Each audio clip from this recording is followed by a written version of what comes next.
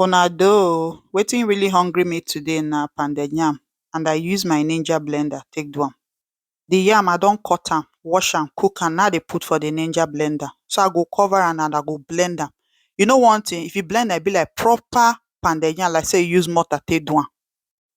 The pounded yam don ready. Before I remove am so, I don already remove the blade. You know the blade make e no cut my hand. So I go use this white spoon wey you see wey I dey take dey turn so. Na so I go take comot am. You see am now? Na so I go take comot am put for that foil wey you see so. As I said before, na really pounded yam na im hungry me. Who tell you say you no go fit eat proper pounded yam for obodo oyibo? You go fit eat oo. So I go dey eat this one with ofe nsala, white soup. Anyways, I don scoop all the yam, put am inside that foil. I dey try to, patch am together, but the thing no dey smooth. I no care. Wetin be my own be say I want to chop pounded yam. As you see am so, everything don ready. I no try, I try.